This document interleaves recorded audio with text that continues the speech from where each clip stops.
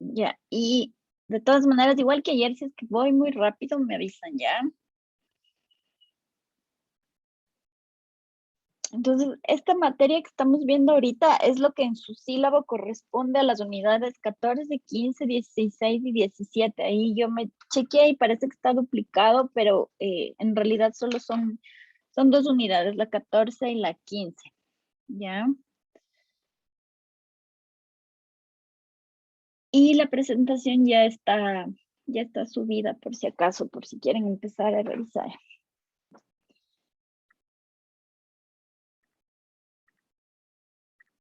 Entonces, el día de ayer habíamos visto esta introducción a todo el tema de energía en las células y entonces a partir de hoy ya nos vamos a concentrar en temas más específicos que tienen que ver con el metabolismo de los seres vivos, ¿ya?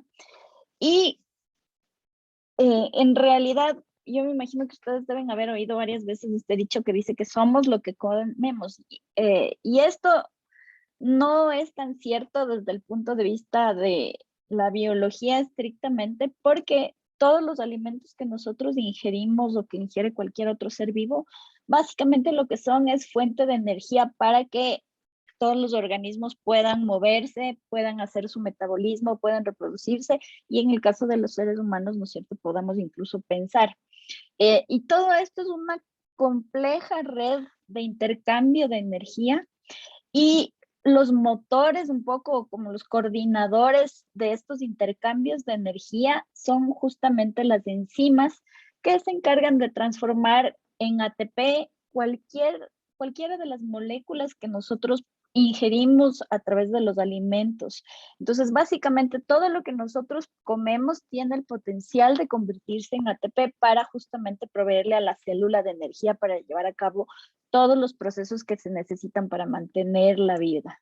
Entonces, esta frase de que somos lo que comemos desde un punto de vista de la biología celular, en realidad no es tan cierta. Nosotros somos lo que se obtiene como producto de la actividad enzimática en el cuerpo, ¿ya? Entonces, las enzimas en este sentido vienen a jugar un papel súper importante porque funcionan como catalizadores biológicos. Ariel, ¿qué tipo de moléculas eran las enzimas? ¿Te acuerdas?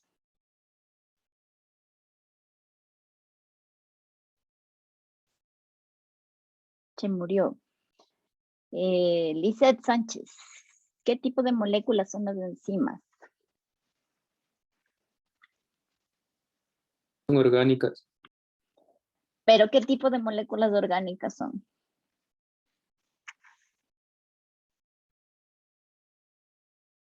¿Quién sabe? Dime, Miguel. Son proteínas. Las enzimas son proteínas, ¿no es cierto? Entonces, en este caso, las enzimas son uno de los tipos específicos de proteínas que forman a los seres vivos y entonces se encargan de facilitar, de catalizar las reacciones químicas. Por un lado, facilitando que estas ocurran, pero por otra también tienen una función muy específica de regular algunos puntos en lo que se conoce como vías metabólicas para justamente ayudarnos a nosotros a mantener condiciones estables al interior de nuestro organismo y mantener la organización, ¿no es cierto? Entonces, ya habíamos visto que casi todas las enzimas son proteínas, pero había solamente un pequeño grupo de enzimas que no corresponden a esta categoría y eran las ribosimas. ¿Se acuerdan de esto? Las ribosimas eran justamente un tipo específico de ácidos nucleicos. En este caso son fragmentos pequeños de ARN que tenían la capacidad de funcionar como enzimas para catalizar su propia síntesis, ¿ya?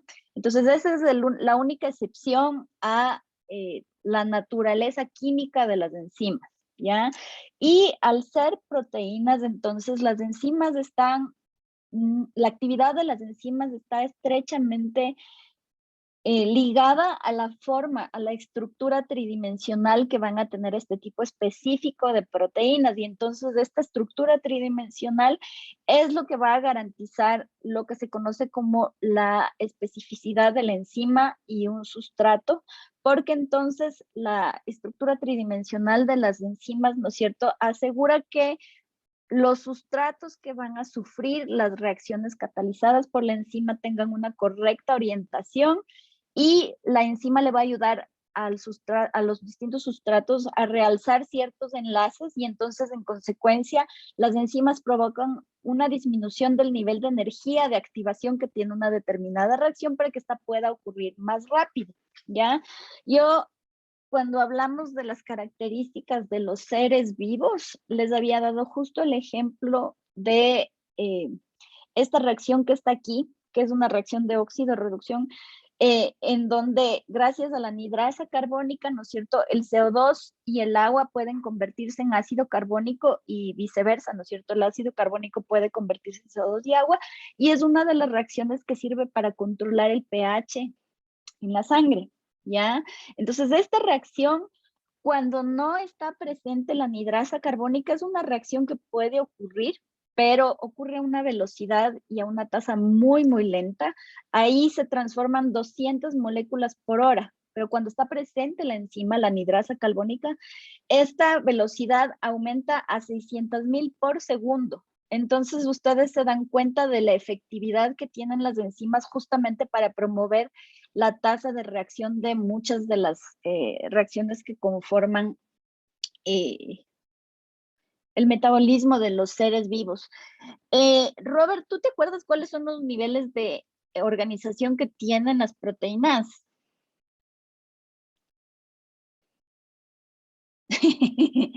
No. No, Britney, ¿tú te profe, no me acuerdas? acuerdo. Tamara, ¿Son 4? ya, ¿cuáles son esos 4? La primaria, la secundaria, la terciaria y la cuaternaria, en los que se van enrollando. Ya, entonces, ¿a partir de qué nivel de organización las enzimas empiezan a tener una estructura tridimensional? El tercero. A partir del tercero, ¿no es cierto? Entonces, el tercer nivel de organización de las proteínas es un nivel de organización que está controlado por el medio, ¿ya? Entonces, en este caso, ¿no es cierto? El pH, la temperatura, algunos factores del medio van a influir sobre la actividad de las enzimas y entonces un poco todas las reacciones, ¿no es cierto?, que están catalizadas por enzimas en el cuerpo van a verse afectadas, ¿no es cierto?, por las distintas condiciones del organismo, ¿ya? Aquí vamos a hacer una pequeña pausa para justamente definir todo lo que vamos a ver sobre metabolismo. Entonces, el metabolismo en los seres vivos es el conjunto de todas las reacciones del organismo y por lo general estas reacciones están organizadas en lo que se conoce como vías metabólicas, ¿ya? Son como cadenas secuenciales de reacciones que van ocurriendo una detrás de la otra y entonces el producto de la reacción anterior sirve como sustrato para la reacción siguiente y así sucesivamente hasta obtener un producto final, ¿ya? Y entonces esta serie de reacciones está controlada o está coordinada gracias justamente a la actividad enzimática, ¿ya? Entonces, cada uno de estos conjuntos de reacciones son lo que conocemos como vías metabólicas y nosotros hablamos en general de vías metabólicas o de anabolismo cuando son vías que se dedican a construir moléculas, mientras que hablamos de anabolismo cuando nos encargamos de descomponer moléculas, ¿ya? Entonces, en este caso, tenemos nosotros reacciones como la respiración celular, que son procesos, ¿no es cierto?, que ocurren uno detrás del otro para justamente de una molécula grande y compleja como el almidón, el glucógeno, ¿no es cierto?, obtener glucosa y luego a partir de la glucosa, ¿no es cierto?, obtener ATP. Hay reacciones, en cambio, opuestas como la fotosíntesis, en la que, en cambio, a partir de productos súper simples, nosotros obtenemos, ¿no es cierto?, productos de un nivel energético mucho más alto.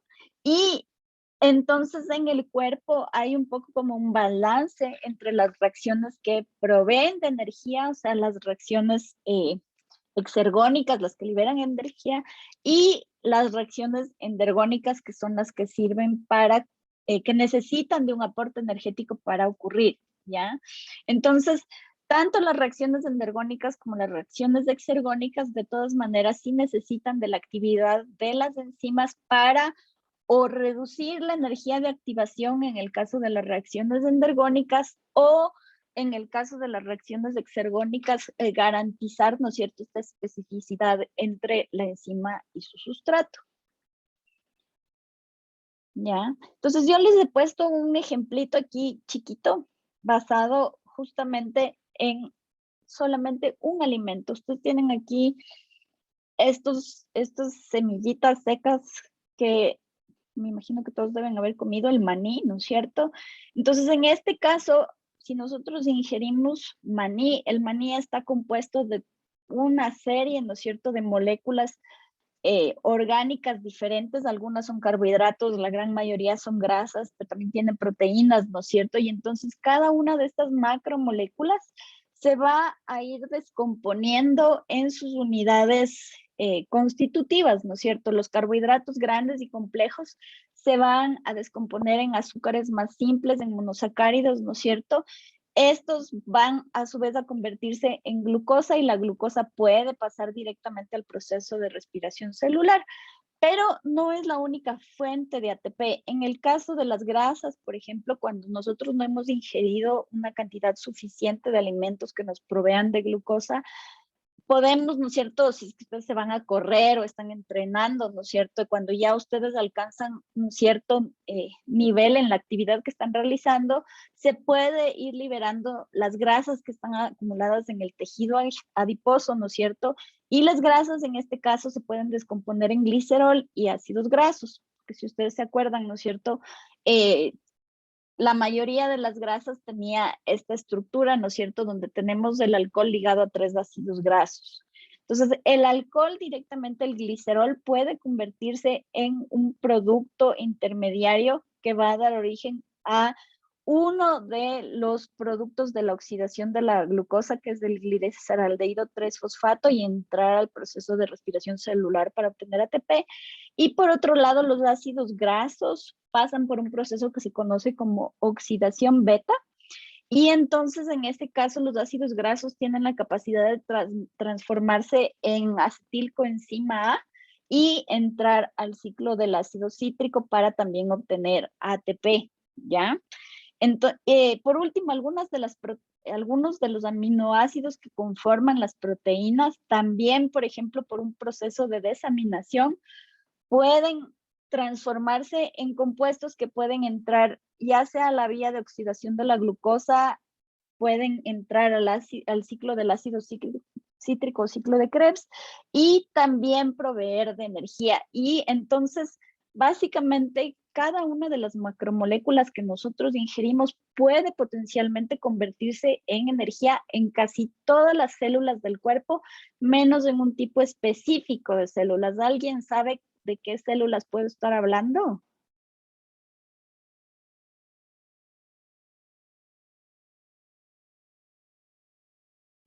No, no tienen ni idea.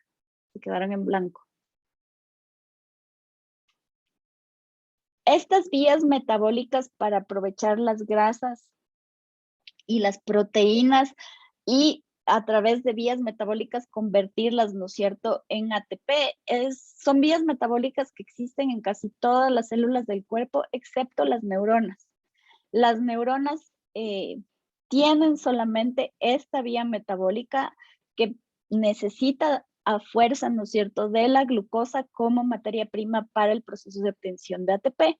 Por eso es que de todas maneras, si nosotros tenemos un déficit de glucosa en la sangre, esto puede dar origen al famoso coma diabético, ¿ya? Cuando hay el coma diabético es porque no hay suficiente glucosa en la sangre. Las neuronas necesitan por fuerza solamente glucosa para poder obtener energía. El resto de células del cuerpo puede sobrevivir con las otras vías metabólicas alternativas para obtener energía. Por eso cuando estamos haciendo energía, el cuerpo es como que prioriza la glucosa para el cerebro y empieza a utilizar otras fuentes de energía para que las demás células sigan funcionando. Entonces, las neuronas tienen solamente esta única vía metabólica para la obtención de ATP. Entonces, por eso siempre tenemos que estar pendientes del nivel de glucosa que tenemos, ¿no es cierto?, en la sangre. Dime, Agatha. Una pregunta, o sea, todo lo que comemos se va al último a descomponer en moléculas, o sea, moléculas más chiquitas para hacer el ATP, ¿verdad? Entonces, la neurona, ¿cómo? O sea, ¿qué significa que solo necesita una vía metabólica? O bueno, que solo O tiene sea, una... digamos que tú eres diabética, ¿ya? Y por A o B o C razón no has comido ese día o no te has inyectado la insulina, entonces en tu cuerpo, ¿no es cierto?, todas las células básicamente necesitan glucosa para sobrevivir, ¿ya? Tus neuronas en particular son las únicas que solamente pueden utilizar la glucosa para activar esta vía metabólica y obtener ATP, ¿ya? Las otras células del cuerpo pueden utilizar la grasa que está almacenada en tu tejido adiposo o de pronto las proteínas que tú ingeriste en la mañana porque tomaste leche. Todas las otras células del cuerpo pueden tomar estas vías alternativas para obtener ATP, pero las neuronas no. Las neuronas solamente tienen esta vía metabólica que pasa por la descomposición de los carbohidratos en glucosa para obtención de ATP, ¿ya? Entonces, en ese caso, para las personas diabéticas es súper importante realmente no dejar que los niveles de glucosa decaigan demasiado, porque la actividad de las neuronas sí se ve afectada por una concentración demasiado baja de glucosa y por eso les puede dar como diabético. ¿Ya? Ahí está un poquito más claro. Sí, profesor, las neuronas solo, o sea, solo van a usar la que es por descomposición de carbohidratos para dar la glucosa, ¿no es cierto? Exactamente, ¿ya? Entonces, este grafiquito que ustedes ven aquí, un poco les muestra lo que se llama un acople energético en el organismo, porque a partir de la catálisis, ¿no es cierto?, de carbohidratos, grasas y proteínas, nosotros podemos obtener ATP, pero este mismo ATP por el cuerpo puede ser utilizado para sintetizar otras proteínas, otros ácidos grasos, otros carbohidratos, y entonces ahí es cuando todo lo que nosotros consumimos como alimento, ¿no es cierto?, provee de energía y esa energía sirve para que, ¿no es cierto?, los demás compuestos puedan usarse para sintetizar nuevas proteínas, para sintetizar más membrana celular, para sintetizar más grasas, etcétera, etcétera. Entonces, aquí la molécula clave para el acople energético es justamente el ATP, porque el ATP va a ser el motor de otras vías metabólicas, ¿ya? Entonces, las enzimas, para poder cumplir estas funciones de regulación, tienen que tener algunas propiedades que son importantes, ¿ya? Las enzimas, en este caso, van a funcionar como catalizadores, acelerando algunas de las reacciones químicas del metabolismo del organismo, entonces trabajan como mediadores, son responsables de casi todas las reacciones que van a ocurrir dentro de una célula, pero en realidad no se necesita tanta concentración de una enzima determinada para que esta reacción ocurra. Esa es justamente una de las cualidades derivadas de las características de las enzimas. O sea, las enzimas pueden ser proteínas generalmente, ¿no es cierto? También vimos que pueden ser ribosimas y pueden ser esto que se llama proteínas conjugadas, porque en general son proteínas a las que se añade algún grupo funcional como metales inorgánicos, ¿no es cierto? En este caso, por ejemplo, hay algunas enzimas que funcionan asociadas al magnesio, asociadas al cobre, al aluminio, que son como oligonutrientes que necesitamos para poder vivir. Y en otros casos, las proteínas también se van a asociar con moléculas orgánicas para formar lo que se conoce como coenzimas, que tienen un funcionamiento ligeramente distinto. Entonces, cualquiera de los tres tipos de catalizadores, proteínas ribosimas o proteínas conjugadas, tienen una particularidad, y es que son intermediarios de las reacciones, pero la cantidad que nosotros necesitamos de una enzima determinada para que esa reacción funcione es súper baja. Ya el cuerpo tiene la capacidad de, una vez que se ha llevado a cabo la reacción en donde estaba involucrada una enzima, esa enzima es liberada nuevamente al medio y puede ser reutilizada por el mismo organismo para llevar a cabo esa misma reacción varias veces. Entonces, las enzimas se necesitan en cantidades mínimas en el cuerpo, ¿ya? Y pueden ser reutilizadas. Ahora, justamente hace un ratito hablamos de los niveles de organización que tienen las enzimas, las proteínas en general y las enzimas en particular dentro del cuerpo. Y las enzimas en realidad son unas de las proteínas más complejas que nosotros tenemos en el cuerpo, porque no solamente actúan a nivel individual, sino que normalmente pueden asociarse para formar esto que tienen ustedes aquí, que es un ejemplo. Se forman estos complejos de enzimas. Entonces son varias enzimas que se asocian para justamente funcionar como una sola unidad integral. Entonces, esta de aquí es una enzima de la que vamos a hablar bastante, la piruvato deshidrogenasa. En este caso, la que ustedes tienen puesta aquí es una piruvato deshidrogenasa que está presente en las bacterias, que son procariotes, y esta enzima está compuesta por 60 subunidades proteicas. O sea, son como 60 proteínas distintas que se van a asociar para formar la piruvato deshidrogenasa en las bacterias. Y el objetivo, ¿no es cierto?, que tiene esta asociación de varias cadenas proteicas en una sola subunidad es justamente que cada una de las reacciones catalizadas por estas distintas partes que van a conformar este complejo pueda ocurrir de manera secuencial alrededor de la enzima. Entonces, aquí va a ocurrir la primera reacción, se libera el producto, ese producto es sustrato de la siguiente reacción que ocurre aquí, se libera el producto de esta reacción que es sustrato de la reacción que está acá, y así sucesivamente. Entonces, las enzimas se organizan en estos complejos multienzima porque este tipo de organización aumenta la eficiencia de las enzimas, y justamente por eso no se necesita tanta concentración de una enzima determinada en el cuerpo. Entonces, el asociarse en complejos multienzima va a incrementar la tasa de reacción de las enzimas, porque los sustratos son presentados de manera secuencial a la enzima, ¿no es cierto? Están inmediatamente presentes en el medio, y eso también lo que hace es evitar un desperdicio de esos sustratos, porque potencialmente, por ejemplo, si aquí ocurre una reacción y se libera el producto puede estar deambulando por todo el medio celular y hasta que la enzima le vuelva a encontrar, toma tiempo, ¿no es cierto? Si es que la enzima ya está ubicada junto a la enzima anterior, eso hace que sea más fácil que la siguiente enzima encuentre ese producto, lo utilice como sustrato y ocurra la siguiente reacción, ¿ya? Y entonces así la célula garantiza primero que los productos y los sustratos estén disponibles, como quien dice, a la mano, ¿no es cierto? Y también esto facilita el nivel de control de toda esa vía metabólica, ¿ya? Entonces, toda esa vía metabólica puede ser controlado como si fuera una sola reacción, cuando en realidad son varias reacciones que van ocurriendo la una detrás de la otra, y así sucesivamente. ¿Esto está claro? Porque les veo ahí con unas caras medio de perdidos. Ya.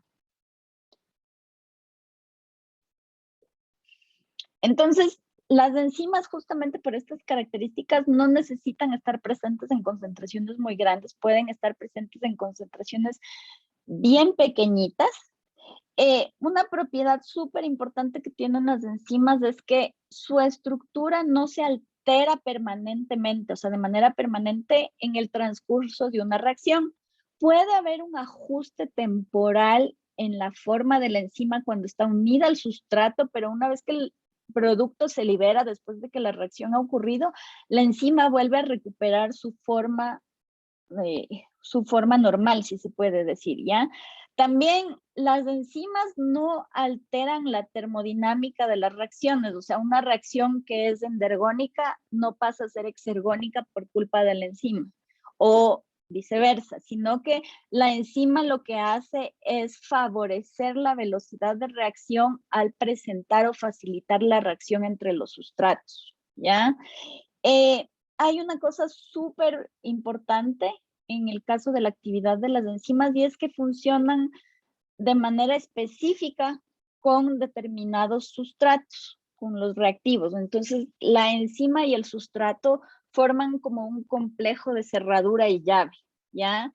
Entonces, eso garantiza especificidad, ¿no es cierto?, de la enzima para ciertos sustratos, y entonces los productos que esa enzima en particular puede catalizar son bien específicos. Si yo tengo una deshidrogenasa, que esa es la terminología que se utiliza para saber que algo es una enzima, ¿no es cierto? Cuando el compuesto termina en asa. Si yo tengo una deshidrogenasa, ¿qué piensas que hace esta enzima, Carol?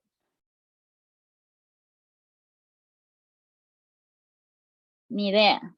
¿Quién tiene una idea de qué puede ser una deshidrogenasa? Tal vez le quite el hidrógeno. Es una enzima que se utiliza, ¿no es cierto?, para extraer hidrógenos, protones de hidrógeno de un compuesto determinado. Entonces, una deshidrogenasa va a servir siempre para eso, para quitar protones de hidrógeno. Una carboxilasa, ¿qué puede hacer? Insertar un grupo carbono. Insertar un grupo carboxilo, ¿no es cierto? ¿Ya? Entonces, por el nombre, ustedes siempre pueden tener una ligera idea de para qué sirve esa enzima en particular, ¿ya? Y entonces, la actividad de las enzimas está sujeta a regulación para justamente cumplir con las necesidades de una célula. Entonces, por ejemplo, en el caso de la energía, si es que la célula ya tiene suficiente energía, a veces el mismo ATP, por ejemplo, puede funcionar como un control. La concentración de ATP, si es demasiada, va a funcionar para desactivar las enzimas que activan toda la cadena de producción de ATP, ¿ya? Entonces, la actividad de las enzimas puede ser regulada a voluntad de las células, ¿ya? Entonces, vamos a volver un ratito a hablar nuevamente de energía. Y en el caso de las reacciones que conforman el metabolismo de los seres vivos, hay un tipo de energía que es súper importante tomar en cuenta, que es la que se conoce como energía de activación, ¿ya? Esta famosa energía de activación es la cantidad de energía que se necesita para que cualquier reacción del metabolismo se lleve a cabo, ¿ya? Entonces, ustedes pueden tener distintos sustratos o reactantes en un medio. En este caso, en este ejemplo, está puesto la glucosa y el ATP. Y en este caso, por ejemplo, la glucosa y el ATP pueden estar presentes en ciertas concentraciones, pero hasta que no se alcance el nivel de energía que se requiere para que la reacción se active, la glucosa y el ATP no van a reaccionar entre ellos, ¿ya? Una vez que el nivel de energía de activación ha sido alcanzado, entonces ahí sí la glucosa y el ATP reaccionan entre ellos y ustedes terminan con un compuesto, un producto, ¿no es cierto?, que se llama glucosa 6-fosfato, ¿ya? Entonces el ATP transfirió un grupo fosfato a la glucosa y se libera como subproducto el ADP, que perdió un grupo fosfato, ¿no es cierto? Este nivel de energía de activación es lo que cambia cuando está presente una enzima. Cuando una enzima está presente, la enzima ayuda a que la reacción alcance esta energía de activación de una manera más rápida. Baja el nivel de la energía de activación y entonces la reacción puede ocurrir de manera mucho más rápida, ¿ya? Entonces, si es que la enzima está ausente, solo unas pocas moléculas empiezan a reaccionar entre ellas de a poquito, de a poquito, de a poquito, súper lento hasta que se alcanza el nivel de activación alto. Con la enzima, esta activación, ¿no es cierto?, tiene un nivel de energía mucho más bajo, la reacción puede ocurrir de manera mucho más rápida y entonces la reacción continúa hasta que todo el sustrato se termine. Y por eso es que las dos reacciones más o menos acaban en un mismo punto, ¿no es cierto? Con la diferencia de que cuando la enzima está presente se ha bajado el nivel de actividad de la reacción. Ya, entonces, esto es justamente lo que pasa en esta reacción entre el dióxido de carbono y el agua para formar ácido carbónico o viceversa, ¿no es cierto? La enzima, la anidrasa carbónica, lo que hace en este caso es bajar el nivel de energía de activación que se requiere. En este caso, lo que hace la enzima es justamente favorecer por los sitios activos la posición, ¿no es cierto?, del CO2 y el agua, los presenta como un poquito más cercanos para que los enlaces puedan reaccionar y se forme el ácido carbónico y viceversa, ¿no es cierto? Al ácido carbónico, que en este caso sería justo el ejemplo que tienen ustedes aquí, la enzima, ¿no es cierto?, ayuda a que se genere tensión entre el enlace que está formando, uniendo, ¿no es cierto?, al CO2 y al agua, y entonces al poner tensión sobre ese enlace se rompe y entonces nosotros podemos obtener agua y CO2 a partir de ácido carbónico. Entonces ya se van dando cuenta que la conformación espacial de las enzimas es súper importante. La mayoría de las enzimas espacialmente, ¿no es cierto?, funciona como proteínas que tienen una forma globular y tienen todas esto que se conoce como sitio activo. Este sitio activo puede ser como un bolsillo o una hendidura en la superficie de la enzima, en donde el sustrato calza justamente como si esto fuera una cerradura y el sustrato una llave. Ya hay especificidad de el sustrato hacia el sitio activo de la enzima en particular, y entonces una vez que estos dos se juntan, o sea, cuando ya están unidos el sustrato y la enzima, se forma lo que se conoce como complejo enzima-sustrato, ¿ya? Esto se forma únicamente cuando el sustrato calza perfectamente con el sitio activo que está presente en la enzima, ¿ya? Entonces, este ajuste lo que hace es generar estrés o presentar en los enlaces que están presentes entre los sustratos o justamente presentarlos de una manera adecuada para que los sustratos puedan interactuar entre ellos.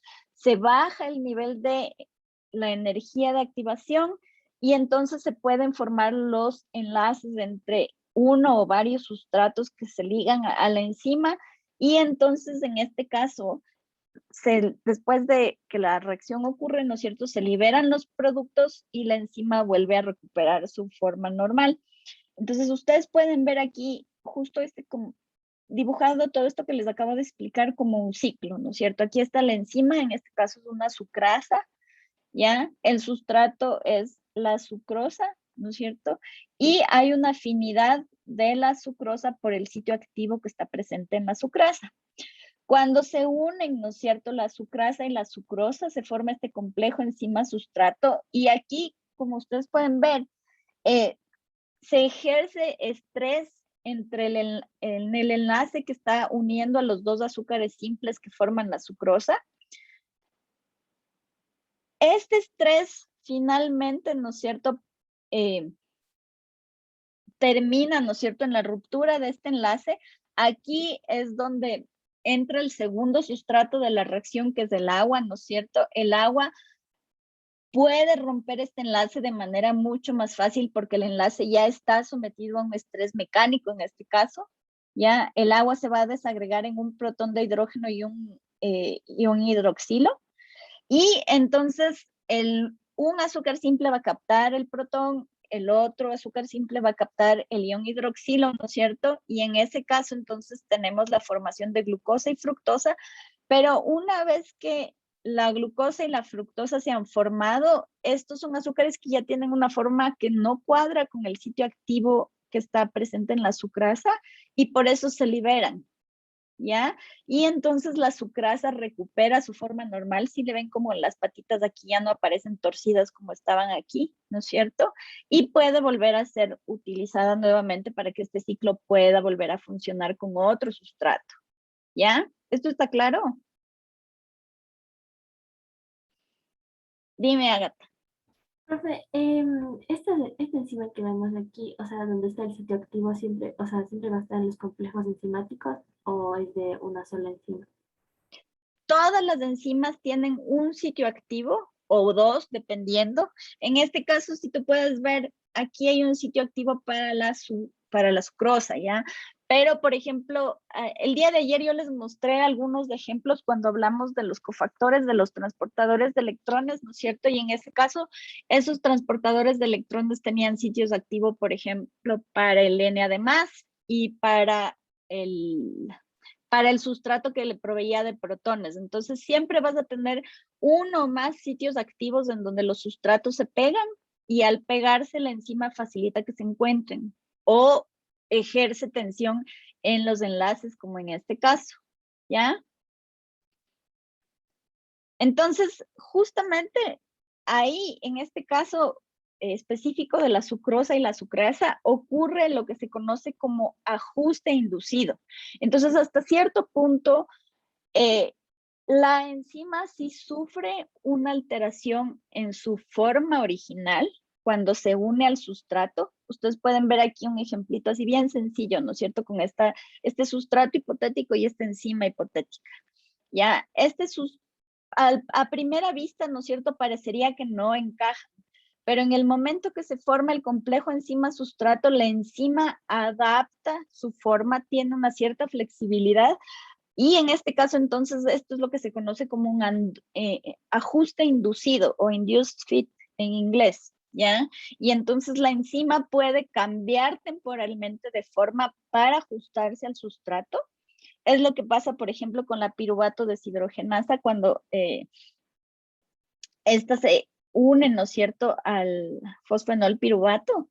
Entonces, en este caso, ¿no es cierto?, el ADP y el fosfenol piruvato se van a unir a la enzima. La enzima también cambia un poquito de forma.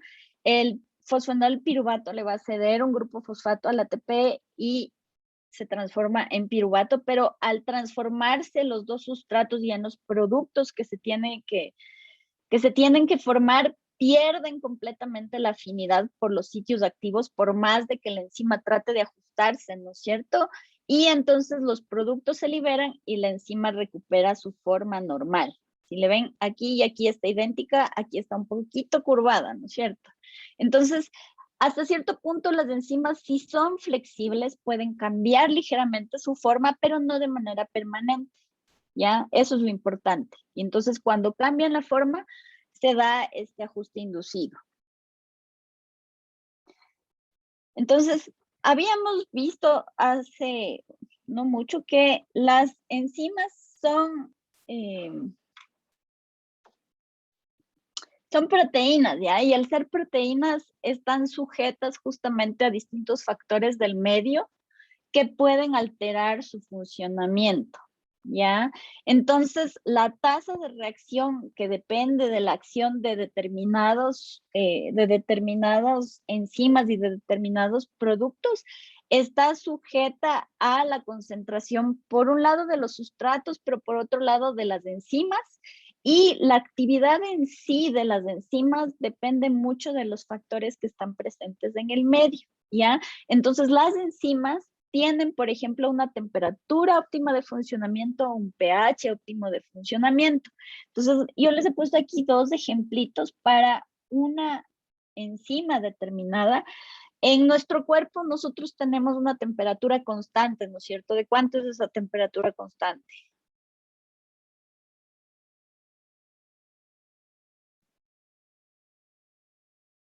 Nadie sabe, ustedes son médicos. ¿Cuál es la temperatura del cuerpo? 36 grados. 36, 37, ¿no es cierto? Eso es lo normal, ¿ya? Entonces, eso quiere decir que básicamente todas las enzimas que están presentes dentro del cuerpo humano tienen una temperatura óptima de 37 grados. Esto no necesariamente ocurre en otros seres vivos. Entonces, por ejemplo, si ustedes se acuerdan cuando hablamos de las arqueas, de estas bacterias que antes se consideraban como extremófilas y que justamente por ciertas características se les colocó ya en otro dominio de la vida, muchas de esas viven, por ejemplo, en aguas termales, ya las aguas sulfurosas de Papayacta, por ejemplo. En ese caso, esas son bacterias que tienen enzimas o arqueas que tienen enzimas, ¿no es cierto?, cuya temperatura óptima no son los 37 grados a los que funcionan las enzimas nuestras, sino que son enzimas que pueden funcionar en temperaturas de hasta 70 grados, ¿ya? En el cuerpo humano, nosotros tenemos esta temperatura óptima y por eso, por ejemplo, en los niñitos chiquitos es súper complicado cuando les sube mucho la temperatura. Ustedes tienen que estar siempre pendientes de la temperatura de los niños pequeños, de que, por ejemplo, una fiebre no sobrepase de los 39, 40 grados, porque al aumentar la temperatura pueden empezar a fallar las distintas enzimas que forman parte de las distintas vías metabólicas y una temperatura alta puede alterar estos procesos, ¿ya? También, por ejemplo, en nuestro mismo cuerpo, nosotros tenemos como distintos compartimentos con diferentes pHs. No es lo mismo el pH de la sangre al pH que tenemos en el estómago o al pH que está presente, qué sé yo, en el tejido en el medio extracelular, por ejemplo, del cerebro, ¿ya? Entonces, las distintas proteínas que tenemos nosotros en nuestras diferentes vías metabólicas van a tener un pH óptimo diferente. Entonces, por ejemplo, la pepsina, que está presente en el aparato digestivo, ¿no es cierto?, va a tener un pH óptimo de funcionamiento que oscila entre 3 y 4, entre 2 y 3, perdón, pero de todas maneras es un pH ácido, ¿no es cierto? Mientras que la tripsina, por ejemplo, tiene un pH óptimo que oscila entre 6 y 7, que es más o menos cercano, ¿no es cierto?, a un pH neutro. Entonces, en este caso, ¿no es cierto?, tanto el pH como la temperatura pueden llegar a alterar la configuración espacial de las enzimas. ¿Se acuerdan por qué? Scarlett, ¿tú te acuerdas por qué?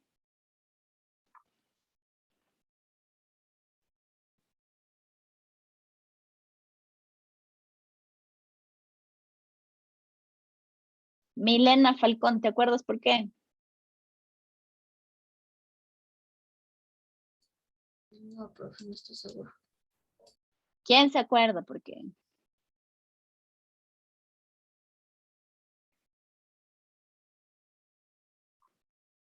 Ustedes son médicos.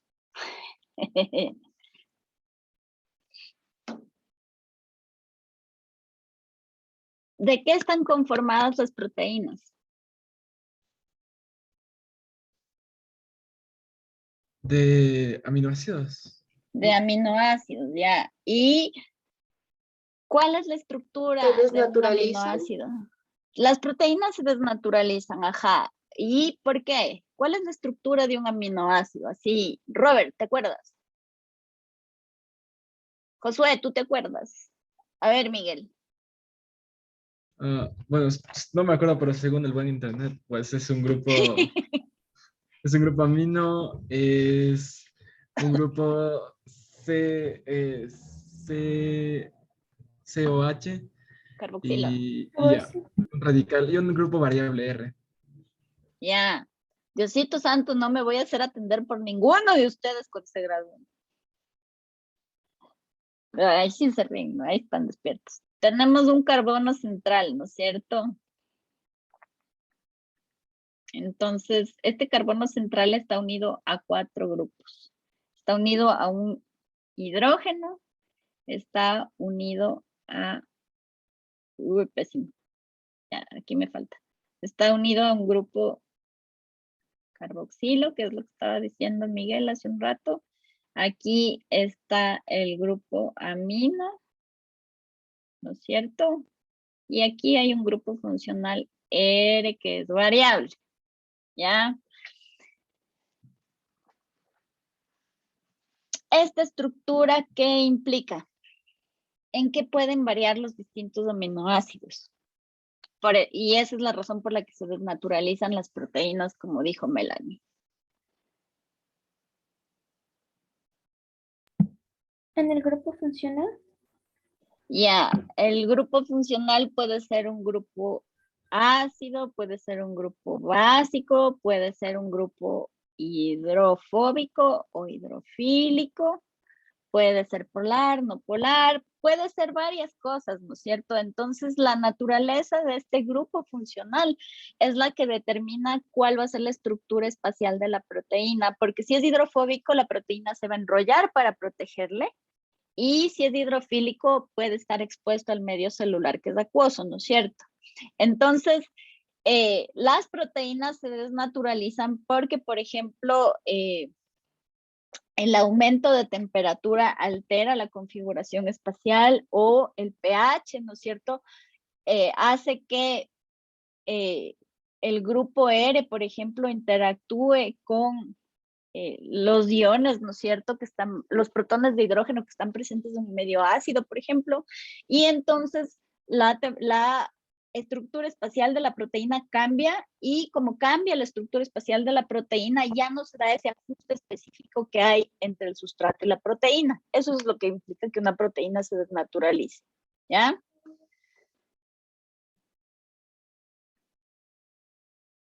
Dime, Tamara. Entonces, en el caso de las enzimas también se desnaturalizan, o como usted dijo, se cambian de forma, pero pueden volver a su estado, a su estructura principal. Ese es un tema complejo. O sea, en realidad, cuando tú hablas de que la proteína se desnaturaliza, tú ya estás dando una noción de que no hay vuelta atrás. Ya perdió como quien dice, sus propiedades. Y por eso es importante que las proteínas no pierdan su funcionalidad.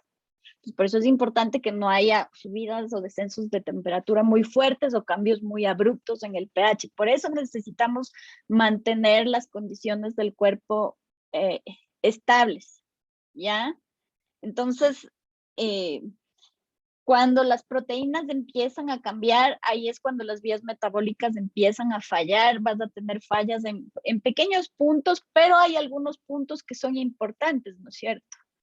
Entonces el cuerpo puede perder la funcionalidad para algunas de las reacciones, y entonces se da un proceso de degeneración o muerte celular. ¿Eso es lo que me estabas preguntando? Porque me Sí, volé creo un que ya. ratito. Ya.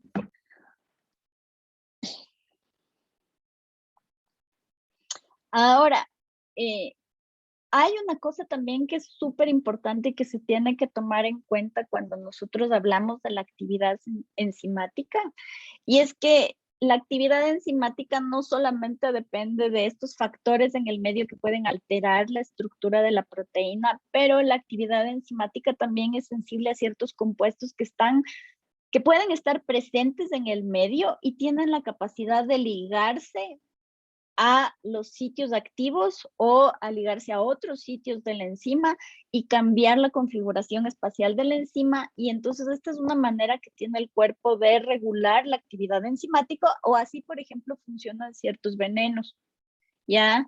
Entonces, por ejemplo, en el caso de las, ¿cómo se llaman estos? Siempre me olvido.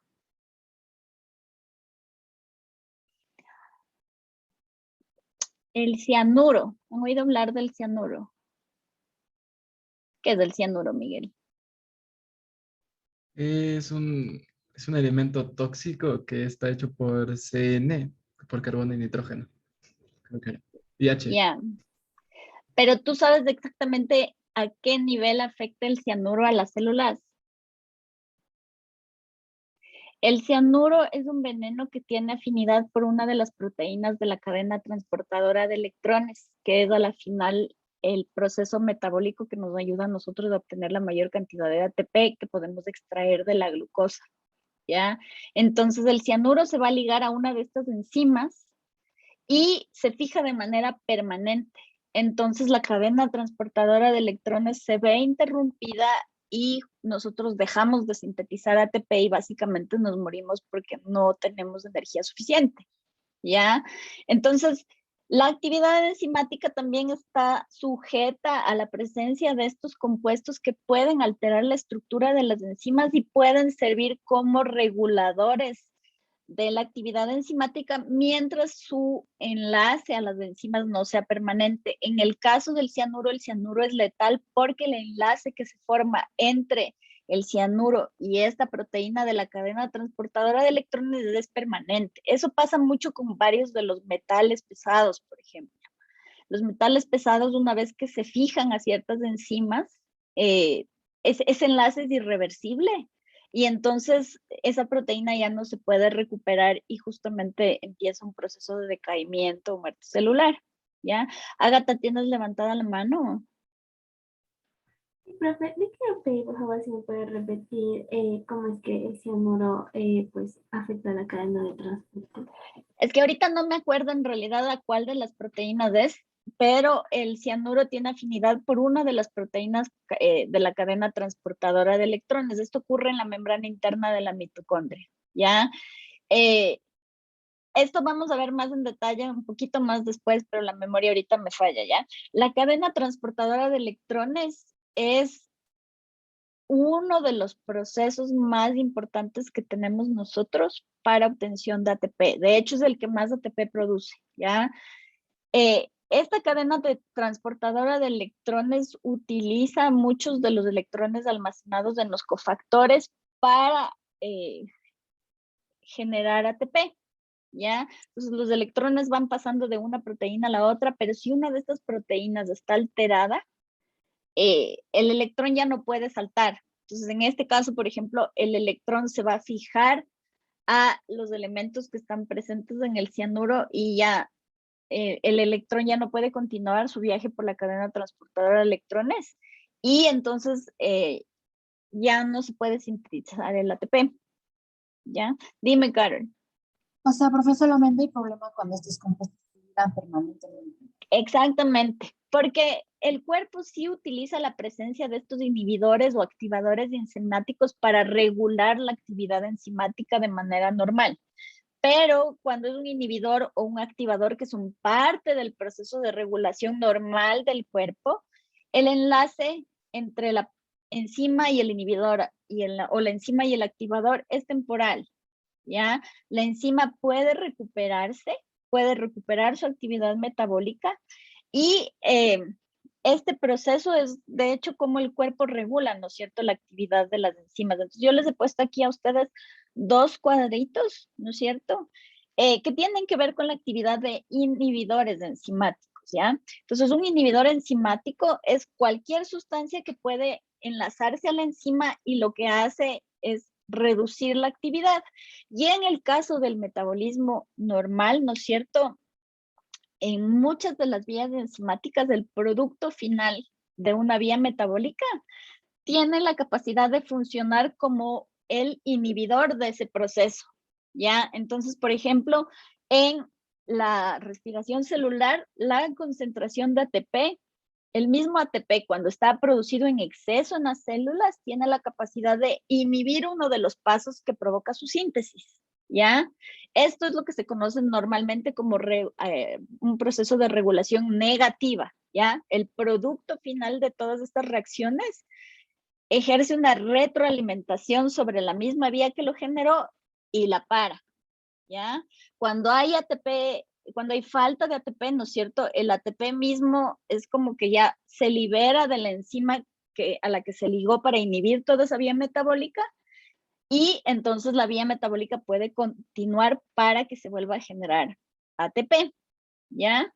Entonces, aquí en este caso ustedes tienen dibujada, ¿no es cierto?, una reacción sin la inhibición de la enzima, ¿no es cierto? Ustedes pueden ver en rosado que esta reacción ocurre a una velocidad, ¿no es cierto?, súper rápida, pero cuando tenemos inhibición, ¿no es cierto?, nosotros podemos tener dos tipos distintos de inhibición. Tenemos un caso de lo que se llama como inhibición competitiva, en la que el inhibidor compite con el sustrato por el sitio activo que está presente en la enzima, ¿ya? Entonces, el inhibidor tiene más o menos la misma forma que el sustrato y puede pegarse a la enzima. Entonces, en ese caso, ¿no es cierto? La velocidad de reacción no disminuye tanto y tan rápido, sino que al principio es como que tanto el inhibidor y el sustrato están presentes y la reacción va ocurriendo de manera rápida al inicio, pero pronto la mayor cantidad de moléculas de la enzima están asociadas al inhibidor y entonces la velocidad de la reacción va disminuyendo, va disminuyendo, va disminuyendo, ¿ya? Eso es cuando hay inhibición competitiva, ¿ya? Cuando hay inhibición no competitiva, ustedes pueden ver que la velocidad y la tasa de reacción son súper bajas desde el inicio, porque básicamente lo que hace el inhibidor es fijarse a la enzima y no despegarse. Entonces, la reacción desde un inicio ya no puede arrancar de manera tan rápida. Es como que la enzima aquí sí se agota más rápido y entonces no se alcanza una velocidad de reacción muy alta ni una tasa de reacción muy alta, ¿ya? Entonces, ustedes siempre necesitan saber cuál es el tipo de inhibidor que se está ligando a una enzima determinada. Entonces, aquí les he puesto yo un ejemplo de lo que sería otra vez, ¿no es cierto?, el ATP y el fosfenol piruvato. En este caso, tenemos un inhibidor, este que está aquí de color verde, que tiene afinidad justo por los dos sitios activos donde va el ATP y donde va el fosfenol piruvato, ¿ya? Entonces, en este caso, este es un ejemplo de inhibición competitiva porque el inhibidor verde tiene la misma forma que los dos sustratos y ocupa el sitio activo de la enzima, impidiendo que los sustratos se unan a la enzima. Ya es como que le gana, ¿ya? Entonces, este sitio activo tiene afinidad también con el inhibidor, ¿ya? Ahora hay caso de inhibición no competitiva. Y en este caso, en la inhibición no competitiva, la enzima tiene un sitio importante adicional, además del sitio activo, ¿ya? Aquí tenemos un ejemplo donde el sitio activo es afín a los dos sustratos, pero además de este sitio activo, la enzima tiene lo que se conoce como un sitio alostérico. Por eso este tipo de inhibición también se le conoce como inhibición alostérica, ¿ya? Entonces, en este caso, el inhibidor tiene afinidad no por el sitio activo de la enzima para los sustratos, sino que tiene afinidad por el sitio alostérico. Pero lo que va a pasar es que cuando el inhibidor se junta a la enzima y se liga al sitio alostérico, la estructura espacial de la proteína de la enzima cambia y entonces el sitio activo donde normalmente se pueden fijar los dos sustratos cambia completamente de forma y se pierde la afinidad de la enzima por los sustratos, ya no se puede pegar.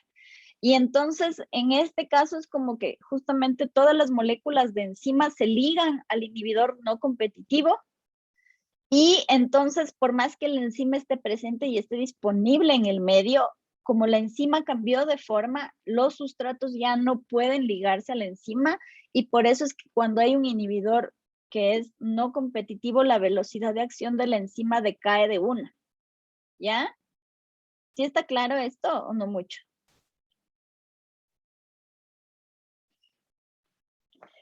Ustedes tienen aquí, cuando hay inhibición competitiva, la cantidad de enzima que está disponible en el medio siempre va a ser la misma, pero ahí dependemos, ¿no es cierto?, de que quién se pega primero a la enzima, si el inhibidor o el sustrato, ¿no es cierto? Pero la enzima está disponible en el medio. ¿Ya? Entonces, en este caso, es como una carrera para ver quién se junta más rápido a la enzima que quién. Entonces, la velocidad de reacción sí puede ir aumentando. Les voy a hacer aquí el dibujito, ¿no es cierto? Esta de aquí es la reacción normal, ¿ya? Cuando hay inhibición competitiva, de todas maneras, la enzima sí está presente y disponible en el medio y entonces sí hay velocidad de reacción, pero como hay alguien que compite por el sitio activo con la enzima, poco a poco la enzima se va agotando, ¿ya? Pero si ustedes se fijan acá el inhibidor lo que hace es alterar desde un inicio, desde el vamos, a las moléculas de enzima. Esta es la actividad normal, ¿no es cierto? sin inhibidores, ¿ya? Y como el inhibidor se junta a la enzima por más que esté disponible, está cambiada, cambia su forma espacial y entonces en ese caso, realmente desde un inicio las enzimas ya no están disponibles para unirse con el sustrato y por eso la tasa de reacción baja un montón. Ahí está un poquito más claro. Dime, Agatha. Profe, o sea que en el inhibidor no competitivo, el inhibidor se va a unir a este sitio Alostérico. y ahí es donde va a cambiar a toda la enzima. Sí, exactamente. Entonces, el sitio alostérico es diferente del sitio activo. El sitio alostérico es otro sitio que está presente en la enzima y cuando el inhibidor se junta al sitio alostérico es como que le cambia de forma a la enzima y se pierde la afinidad de la enzima por el sitio activo. ¿Ya?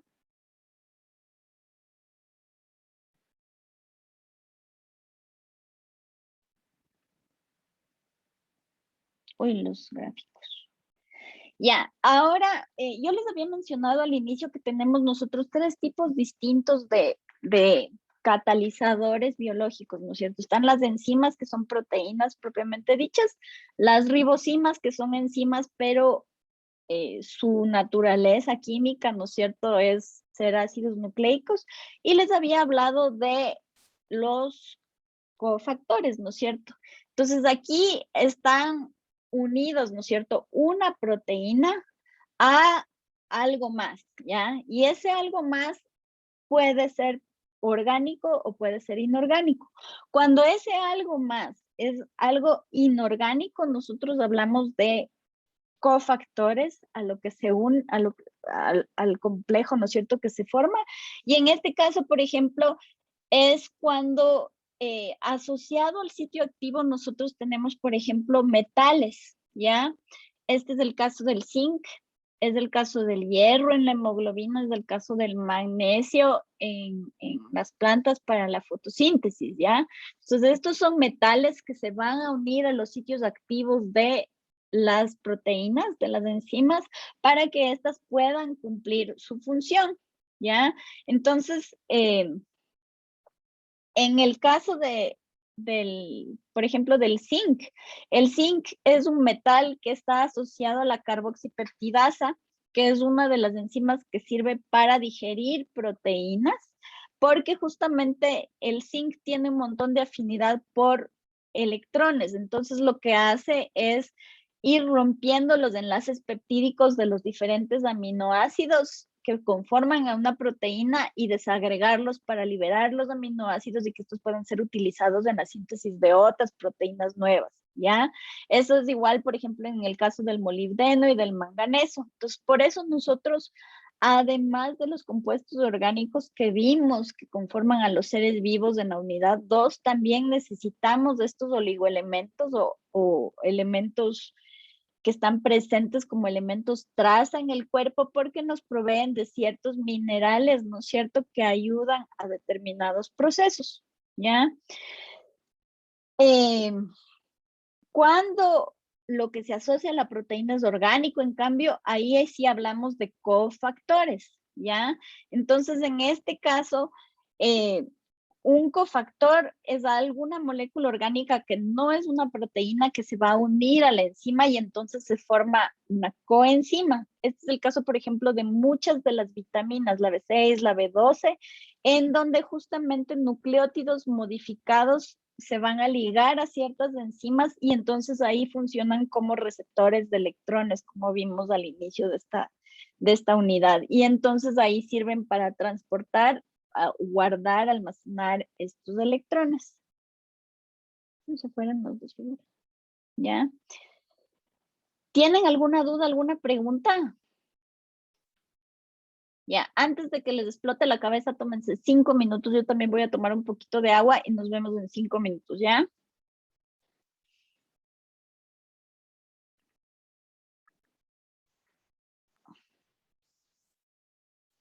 Entonces, antes de empezar a revisar todo el proceso de obtención de energía en los... Dime, Agatha. Profe, disculpe una preguntita antes. El cofactor O sea, tanto los que se unen con algo inorgánico e inorgánico son cofactores o son uno cofactor y el otro coenzima. O sea, en general hablamos siempre de cofactores, pero cuando son inorgánicos, ahí hablamos estrictamente de cofactores. Cuando lo que se liga es orgánico, ahí hablamos de coenzimas, ¿ya? Ya, pues, gracias. Entonces, para poder entender todo lo que vamos a ver de aquí en adelante, es necesario hablar un poquito sobre las mitocondrias. Ya cuando vimos la estructura celular, no vimos en detalle ni mitocondrias ni cloroplastos, porque justamente en esta unidad vamos a enfocarnos un montón en las funciones que cumplen en la célula, y entonces ahorita sí es momento como de revisar un poco más en detalle la estructura que tienen, ¿no? Entonces, va a depender muchísimo del tipo de célula del que estemos hablando. Por ejemplo, aquí tienen unos fibroblastos, aquí tienen espermatozoides. Estos, por ejemplo, tienen mitocondrias con formas muy, muy distintas, y eso va a depender de la función específica que cumplan esas células en el organismo, ¿ya? Entonces, por ejemplo, aquí, estas mitocondrias de aquí se ven súper chiquititas en comparación al resto de otras estructuras celulares, ¿ya? Si les vemos con más detalle, ustedes ven que son unas mitocondrias normales con un montón de crestas, pero pasan desapercibidas de la estructura celular. En cambio, en el caso de los espermatozoides, como los espermatozoides necesitan muchísima energía para poder nadar, ¿no es cierto? Y poderse mover hasta encontrar a los óvulos. A lo largo de todo el flagelo de los espermatozoides, nosotros vamos a encontrar un montón de mitocondrias condensadas, ¿ya? Entonces, el número de mitocondrias y la forma específica de las mitocondrias son propias de cada una de las células de las que estemos hablando, ¿ya? Entonces, en algunos casos pueden ser un poquito más oválicas, pero también pueden ser filiformes o pueden ser completamente redondas, pero el número va a reflejar la cantidad de energía específica que una determinada célula necesita, ¿ya? Entonces, el tamaño, el número, la forma están asociados, ¿no es cierto?, a los requerimientos energéticos de la célula, ¿ya? En el caso, por ejemplo, de los mamíferos, las mitocondrias que están presentes en las células hepáticas, en las células del hígado, ¿no es cierto?, son relativamente grandes. En este caso, ¿no es cierto?, pueden ocupar hasta el 20% del volumen de la célula, y están conformados por más de 1000 proteínas diferentes que están relacionadas a la función específica que van a cumplir en esas células en particular, ¿ya?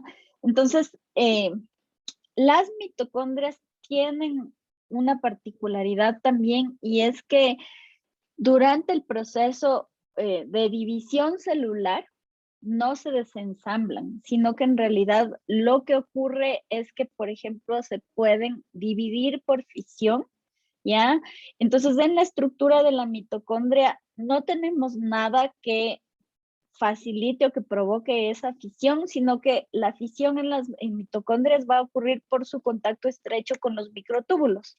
Acuérdense que todos los organelos celulares están asociados o ligados a las fibras del citoesqueleto, ¿no es cierto? Están pegados, y las fibras del citoesqueleto sirven como un poco como repisas, ¿no es cierto?, para que ahí estén presentes los organelos y estén ordenados, organizados.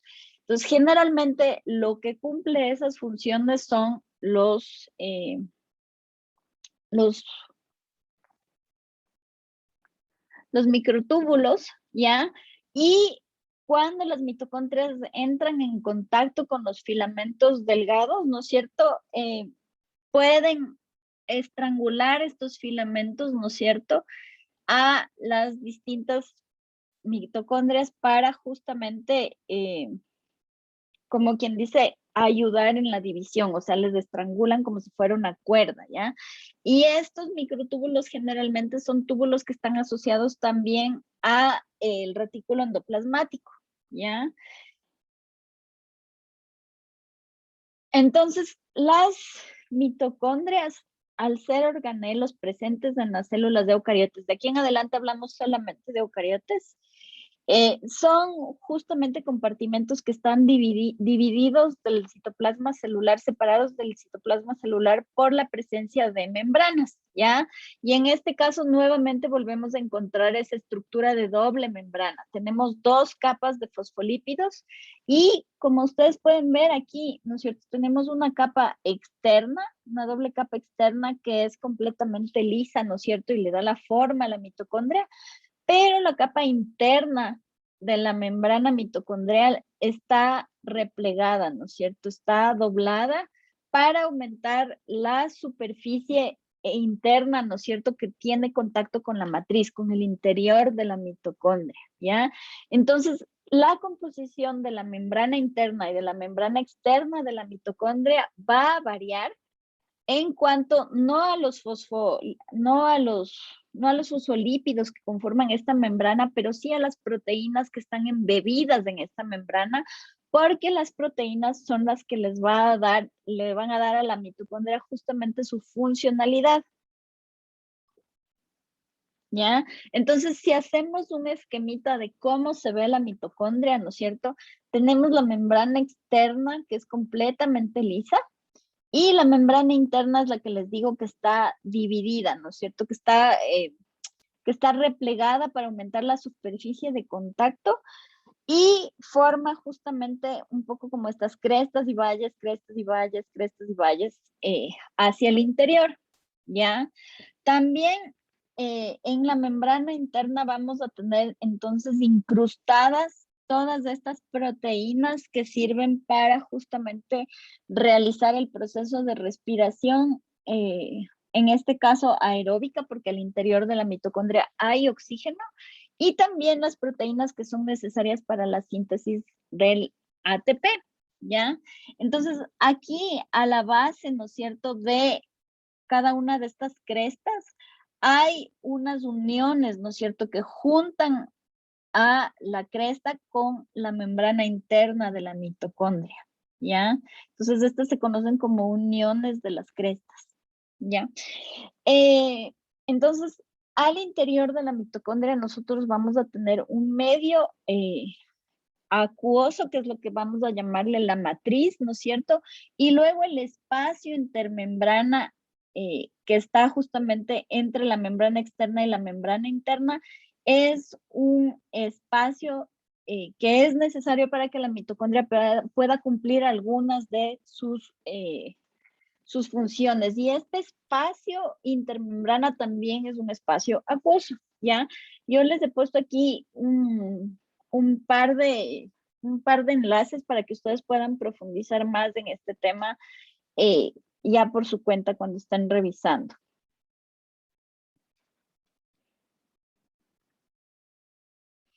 Entonces, ahora sí vamos a empezar a ver ya más en detalle todas las reacciones que conforman, ¿no es cierto?, el metabolismo de los organismos. Y les había hablado que el metabolismo, ¿no es cierto?, es la unión de procesos que sintetizan moléculas más los procesos que se encargan de degradar moléculas para obtener componentes más pequeños en el cuerpo. Entonces, las reacciones anabólicas son las reacciones que requieren de energía para justamente sintetizar todas las moléculas orgánicas, mientras que las reacciones catabólicas son reacciones que lo que hacen es liberar energía al romper, ¿no es cierto?, moléculas más grandes, ¿ya? Entonces, ahorita nos vamos a enfocar en las reacciones que utiliza el cuerpo para generar energía, y es lo que se conoce como el metabolismo oxidativo, ¿ya? Entonces, cuando hablamos del metabolismo oxidativo, nosotros tenemos que diferenciar entre dos conceptos que generalmente tendemos a confundir. A ambos les llamamos respiración, pero en un caso, ¿no es cierto?, estamos hablando de respiración pulmonar cuando hablamos del intercambio de gases que hacen ustedes, ¿no es cierto?, mediante sus pulmones para obtener oxígeno del medio y liberar el CO2, que es producto justamente de la respiración celular, ¿ya? La respiración celular, en cambio, es un proceso que ocurre dentro de las células y puede ser cualquiera de las células del cuerpo, mediante el cual las células van a adquirir energía a partir de la glucosa que se ha obtenido de la alimentación. De todas maneras, la respiración pulmonar y la respiración celular son dos procesos que ocurren de manera coordinada y son hasta cierto punto dependientes, ¿ya? Entonces, cuando nosotros hacemos respiración pulmonar, obtenemos el oxígeno que es necesario para que funcione como aceptor final de electrones de todo el proceso de respiración celular. Y el proceso de respiración celular va a generar CO2 y este CO2 es necesario liberarlo al ambiente justamente mediante el proceso de respiración pulmonar. Entonces, los dos procesos están estrechamente ligados, pero es necesario que ustedes hagan la diferencia, que de aquí en adelante, cuando hablemos de respiración, nos vamos a estar refiriendo exclusivamente a lo que es la respiración celular, ¿ya?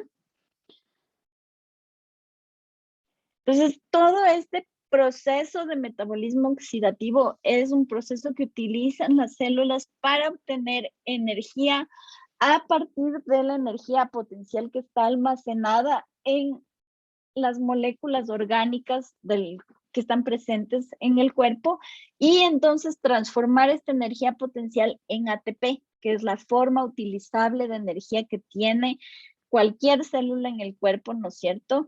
Y aquí, por ejemplo, hay que hacer una distinción inicial, ¿no es cierto?, entre los organismos fotosintéticos y los organismos que son heterótrofos. Los organismos fotosintéticos son autótrofos en el sentido de que pueden aprovechar directamente la luz solar para llevar a cabo el proceso de fotosíntesis y entonces en este caso la fotosíntesis es un proceso endergónico, ¿no es cierto?, donde se necesita de la energía mecánica que proviene de los fotones de la luz solar, ¿no es cierto?, para a partir de CO2 y agua sintetizar glucosa.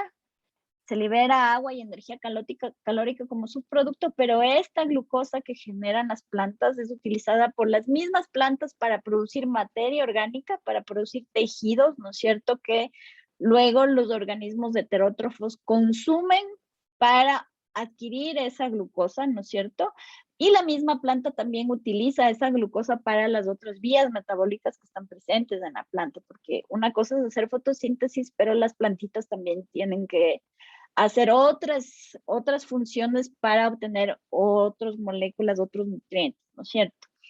Ya, y entonces los heterótrofos, como no pueden transformar la luz solar en energía, consumen la materia orgánica producida por las plantas o por otros animales, si estamos hablando ya de niveles superiores en la cadena trófica, para a partir de la glucosa, ¿no es cierto?, descomponerla, obtener energía a manera de ATP, que es una parte, ¿no es cierto?, de la energía que podemos obtener, otra parte de la energía se va como calor, se pierde como calor al ambiente, y entonces, de hecho, a pesar de que la descomposición de la glucosa es relativamente eficiente, la mayoría de la energía, el 60% de la energía que proviene de la glucosa que nosotros quemamos por el proceso de respiración celular, se pierde como calor al ambiente, ¿ya? Entonces eso quiere decir que solamente nosotros aprovechamos el 40% de la energía que proviene de la glucosa,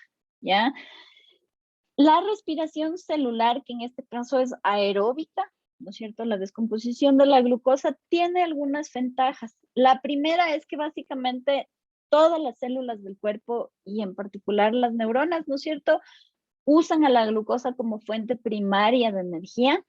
La segunda es que en realidad el metabolismo de la glucosa, a pesar de lo que ustedes puedan pensar después de oír todo lo que les voy a explicar de aquí en adelante, es la vía metabólica más sencilla para obtener energía y por lo tanto energéticamente es un metabolismo que a la célula no le cuesta. Cuando hacemos el balance final de la respiración celular, vemos que se ha ganado más ATP del que se ha consumido, porque sí consumimos ATP en las fases iniciales de la respiración celular.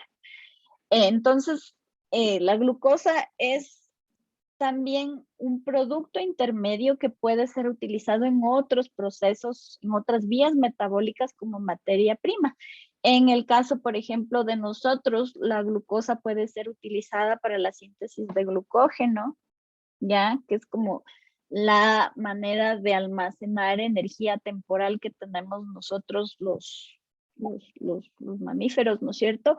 En el caso de las plantitas, la glucosa es utilizada para sintetizar almidón, para reservar energía, pero la glucosa también puede ser utilizada para muchísimas cosas más, ¿ya? Entonces, es una molécula que desde el punto de vista químico es bien versátil y se utiliza para varias cosas en el cuerpo, ¿ya?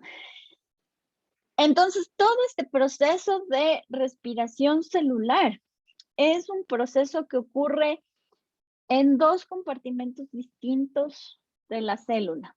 Los primeros pasos de la respiración celular, lo que se conoce como glucólisis, es algo que ocurre en el citoplasma y luego el producto de la glucólisis, que es el piruvato, ingresa a la mitocondria, a la matriz de la mitocondria, a lo que tenemos ya al interior de los dos conjuntos de membranas de los que hablamos hace un ratito.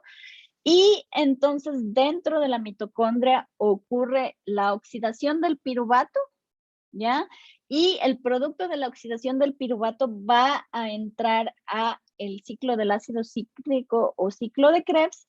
Y además, luego del ciclo de Krebs o paralelo al ciclo de Krebs, va ocurriendo el proceso de fosforilación oxidativa que ocurre en la membrana interna de la mitocondria. Y a partir de la fosforilación oxidativa, ¿no es cierto?, nosotros obtenemos ATP, ¿ya? Entonces, tanto la oxidación del piruvato como la fosforilación oxidativa ocurren al interior de la mitocondria y entonces eso hace que la primera fase, la glucólisis que ocurre en el citoplasma, sea un conjunto de reacciones que ocurren en condiciones anaeróbicas, pero las reacciones que ocurren al interior de la mitocondria son reacciones que ocurren en condiciones aeróbicas. Al interior de la mitocondria hay oxígeno. Ese oxígeno llegó transportado, ¿no es cierto?, por la hemoglobina que está presente en la sangre desde los pulmones, ¿ya? Entonces vamos a ir despacito desagregando estos diferentes pasos. Si algún momento no entienden algo, necesitan que les repita, me paran, ¿ya? Porque vamos ahora sí a adentrarnos un montón en reacciones químicas, ¿ya? Entonces, como les había mencionado, el proceso de respiración celular inicia con la glucólisis, que es una serie de reacciones que van a descomponer la glucosa y transformarla en piruvato en condiciones anaeróbicas en el citosol de las células, ¿ya? Este proceso de glucólisis es un proceso que energéticamente, dime Robert. ¿Puede ir un poquito más lento, por favor? Ya. La glucólisis, que es el primer paso de la respiración celular, desde un punto de vista energético, es un proceso que tiene un balance positivo de energía, ¿ya? Este proceso es la parte de la glucólisis que gasta ATP, pero la cantidad de ATP que genera, ¿no es cierto?, es mucho mayor que la cantidad de ATP que se invierten. Entonces, al final de esto quedamos con un saldo positivo de 2 moléculas de ATP. Y a partir de la obtención de piruvato por el proceso de respiración, por el proceso de glucólisis, ya va a depender mucho de las condiciones celulares para que el piruvato pueda seguir dos caminos que son súper diferentes, ¿ya?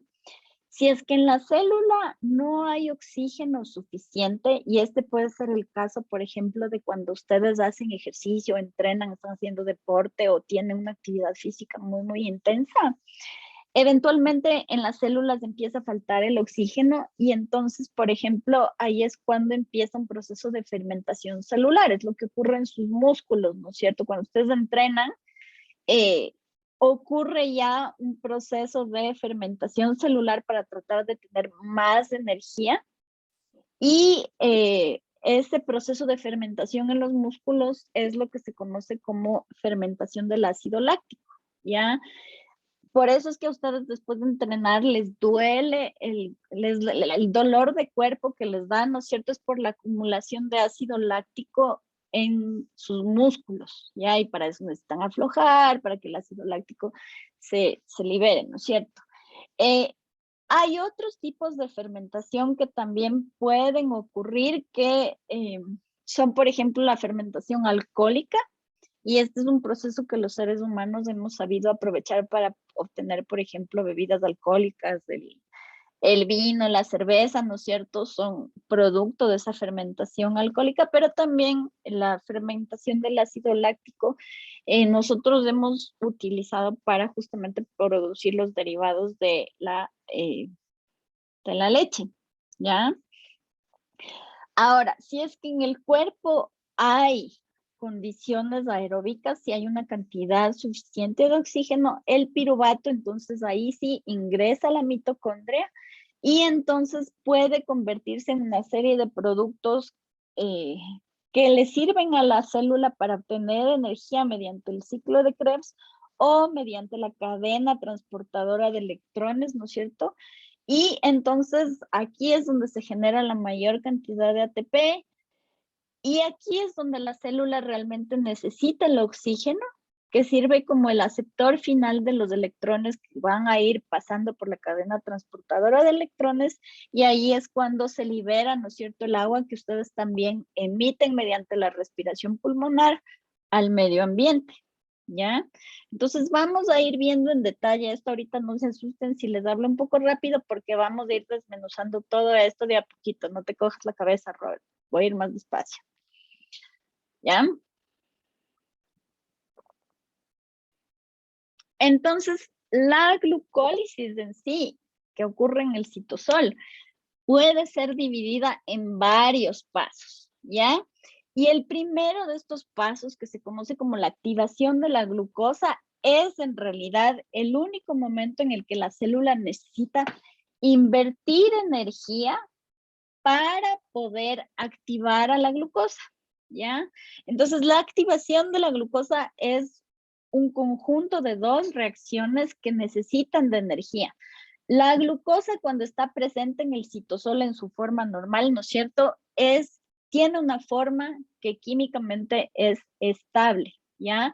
Entonces, esta glucosa necesita ser activada.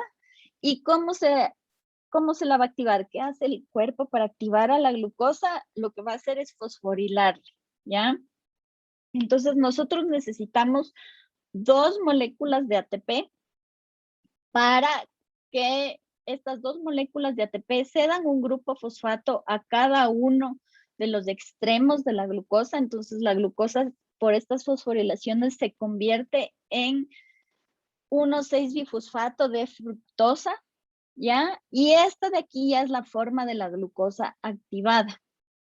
Esta forma de la glucosa activada, el bifosfato de fructosa, es una forma inestable, está fosforilada. Ustedes se acuerdan que cuando los compuestos se fosforilan, ¿no es cierto?, adquieren energía, pero esa energía es una energía que a la molécula le convierte en una molécula inestable. Hay mucha energía cargada, hay mucha tensión, y entonces ahí es cuando el bisfosfato de fructosa se termina rompiendo y ya no tenemos una molécula de 6 carbones, sino que terminamos con 2 moléculas de 3 carbones, que en este caso cada una de ellas es una molécula del gliceraldehído 3-fosfato, que es un intermediario para la obtención del piruvato, ¿ya?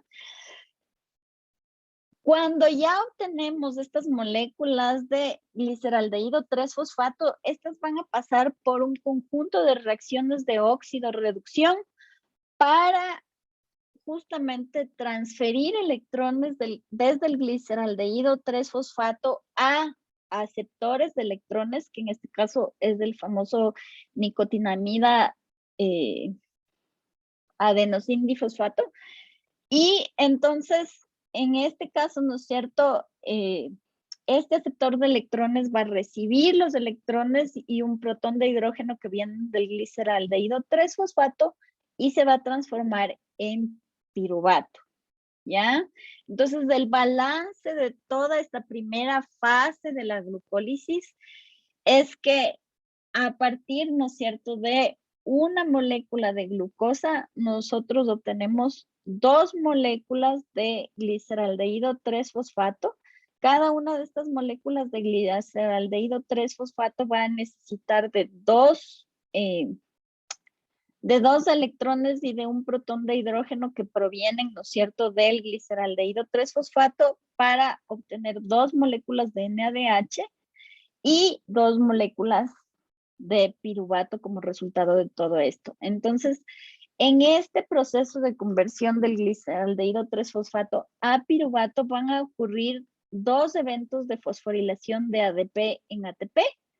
Y entonces aquí nosotros vamos a obtener 4 moléculas de ATP y entonces si tomamos en cuenta las 2 que gastamos para activar a la glucosa, nos queda el balance neto de 2 ATPs positivos en este proceso, en esta primera parte de oxidación de la glucosa, ¿ya? Entonces vamos a ver cómo esto va a ir ocurriendo. Dime, Agatha. Profe, ¿me puede por favor repetir desde la parte en la que el gliceraldehído 3-fosfato va a ceder electrones al aceto? Ya, eso es justo lo que vamos a ir viendo más despacito ahorita. Entonces, yo ahorita les di como una panorámica general y ahorita sí vamos a irnos adentrando en las reacciones específicas para que ustedes tengan claro cuáles son los puntos que son importantes y que tienen que retener. Entonces, ya solo poniéndome en su lugar y pensando en qué es lo que tengo que estudiar para el examen, esto de aquí es como un resumen, ¿ya? Las otras reacciones yo les voy a ir explicando, pero no necesito que se sepan así de memoria todo, pero sí necesito que sepan los puntos claves en donde se va formando ATP, en donde se van captando electrones y almacenándolos como NADH, y que sepan cuál es el compuesto del inicio que es importante y cuál es el compuesto del final que también es importante. Ya no necesito que se sepan de uno en uno todos los pasos, no necesito que se sepan todos los nombres de los productos intermedios, no. Yo necesito que sepan las cosas así como súper básicas, ¿ya? Y esas cosas súper básicas están en esta primera diapositiva. Ahorita solo les voy a ir desmenuzando para que entiendan. Entonces, a partir de la glucosa que nosotros tenemos en el citosol, ¿no es cierto? Gracias a una enzima que se llama exoquinasa, esa glucosa va a sufrir una primera fosforilación, ¿ya? Entonces esa fosforilación ocurre en uno de los extremos de la glucosa, ¿ya? Entonces hay la transferencia de un grupo fosfato hacia la glucosa y la glucosa se transforma en glucosa 6-fosfato, ¿ya?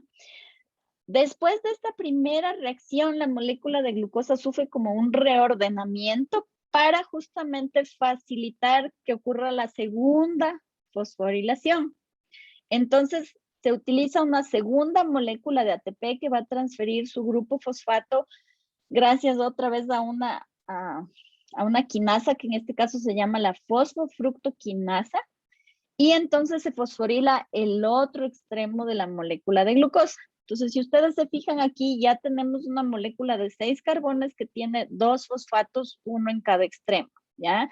Esta es la famosa fructosa 1,6-bifosfato. Carbón 1, carbón 2, carbón 3, carbón 4, carbón 5. Hay carbón 1, 2, 3, 4, 5, 6. Entonces, tenemos un fosfato en el carbono 1, el otro fosfato en el carbono 2, ¿ya? Entonces, esta molécula de fructosa 1,6-bifosfato, esta es la que ya es la forma activada de la glucosa. Entonces, se fue activando en 2 pasos, ¿no es cierto? En 2 fosforilaciones distintas. Esta es una forma súper inestable y esta tiende a romperse solita de manera natural, ¿ya? Entonces, esta fructosa 1,6-bifosfato se va a romper y si ustedes piensan, ¿no es cierto? Que aquí tienen como quien dice un eje de simetría. Esto es como un espejo, ¿no es cierto? Estas 2 moléculas son isómeros. Sí saben lo que es un isómero, ¿no es cierto? Josué, ¿tú sabes lo que es un isómero?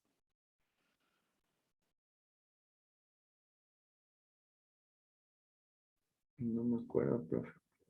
Los isómeros son moléculas que tienen exactamente la misma forma molecular, pero que espacialmente son como imágenes en espejo la una de la otra, ¿ya?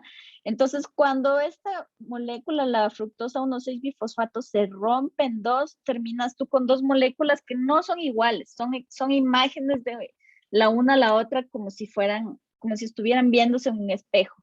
Entonces, una de estas puede seguir en la reacción siguiente que sirve para transformarle en gliceraldehído 3-fosfato, y la otra mitad, la mitad de acá, primero va a sufrir una transformación mediante una isomerasa para justamente convertirse en gliceraldehído 3-fosfato. Entonces, esta partecita de acá sufre un paso adicional que es esta isomerización de aquí, ¿ya? Entonces, nosotros vamos a terminar este proceso de activación de la glucosa con dos moléculas ya de 3 carbones, y una de ellas es ya directamente un gliceraldehído 3-fosfato y la otra tiene que pasar por una isomerización para convertirse en gliceraldehído 3-fosfato, ¿ya? Luego de eso, el gliceraldehído 3-fosfato va a sufrir una primera reacción de óxido-reducción, ¿ya? Entonces, este de aquí es un sustrato, ¿ya?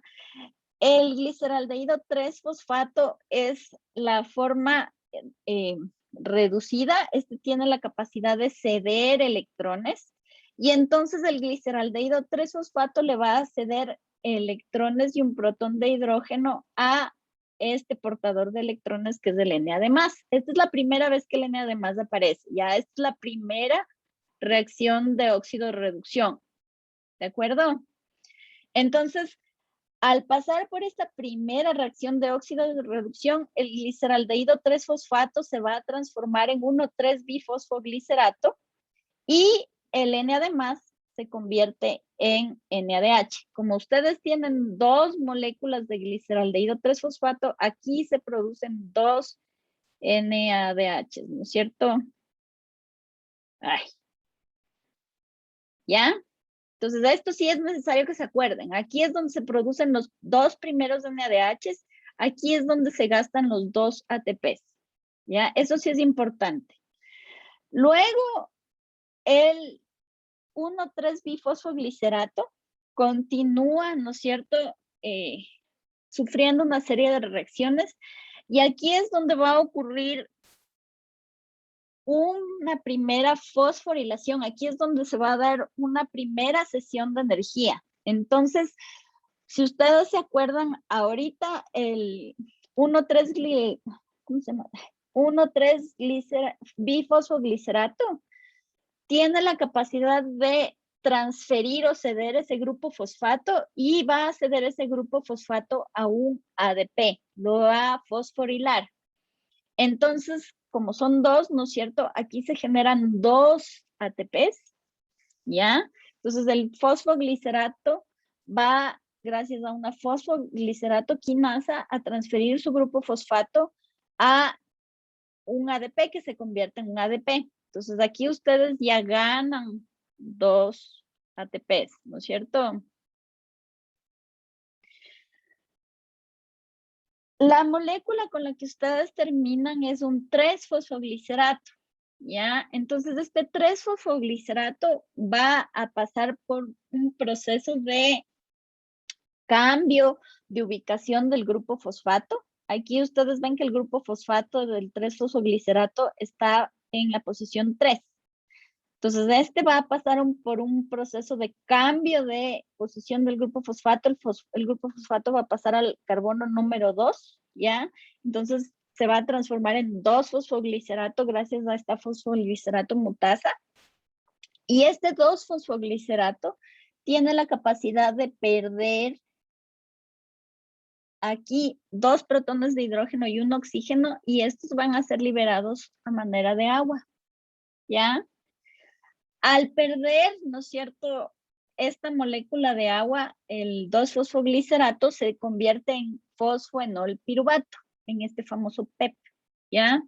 El fosfoenol piruvato finalmente va a ceder el último grupo fosfato con el que estaba ligado, ¿no es cierto?, a un ADP más, y aquí es donde ustedes ganan los siguientes 2 ATPs que resultan, ¿no es cierto?, de la oxidación de una molécula de glucosa. Entonces, ustedes terminan con un piruvato, porque el fosfanol piruvato, al perder el grupo fosfato, se transforma en piruvato, ¿no es cierto? Ustedes terminan con 2 piruvatos y en total terminan con 4 ATPs, porque aquí está uno, aquí está otro, aquí está otro, aquí está otro, ¿ya?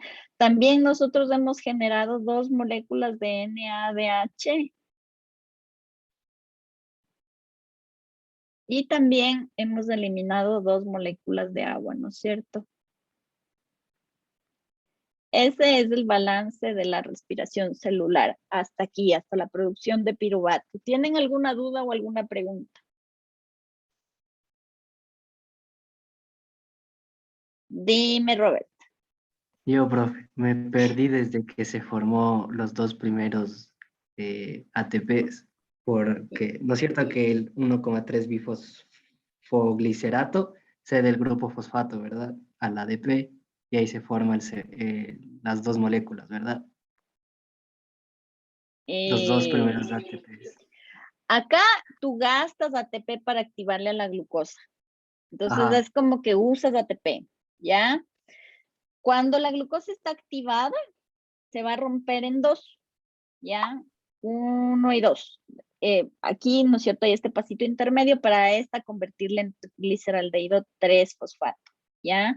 Entonces yo tengo aquí mis moléculas de gliceraldehído 3-fosfato y aquí tengo mi primera reacción de óxido-reducción. Yo me olvidé de decirles una cosita, y es que aquí, en esta reacción de aquí, la número 6, la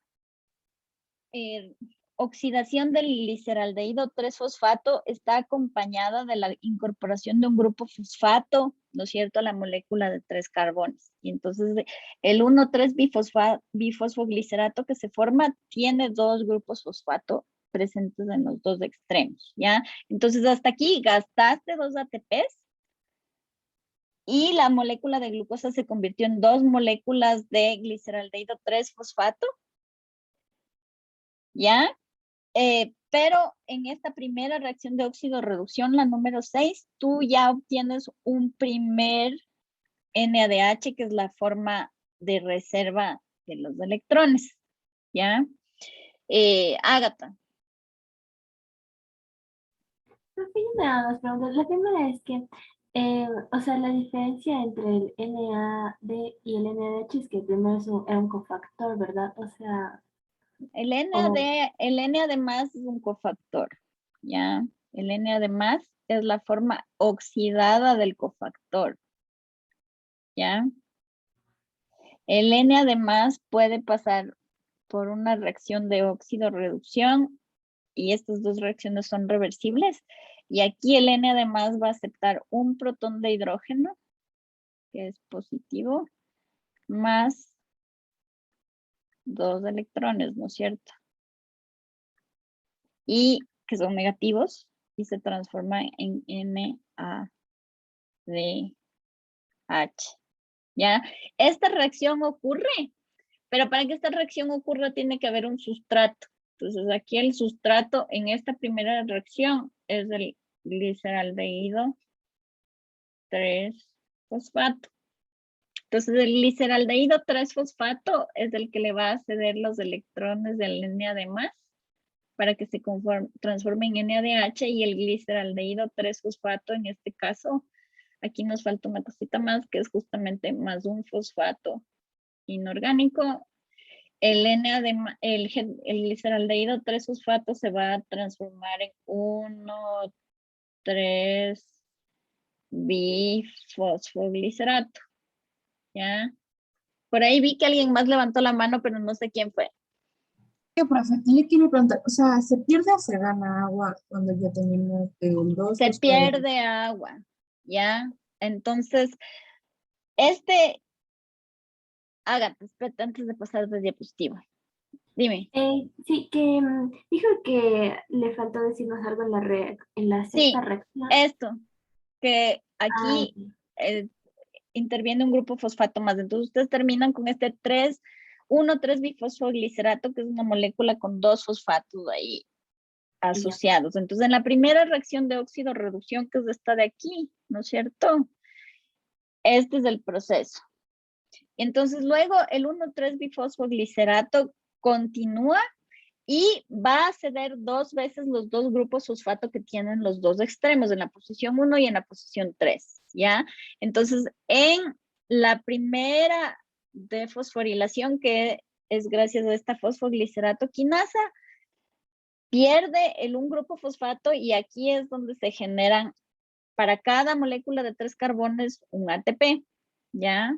Entonces, en total, aquí tenemos nosotros 2 ATPs. Y luego este 3-fosfoglicerato va a pasar por 2 reacciones más y en la segunda reacción, Carol, es en donde justo elimina, ¿no es cierto? Si tú te fijas aquí, hay, aquí, ¿no es cierto? Tienes tú eh, los componentes que sirven para la eliminación de una molécula de agua, ¿ya?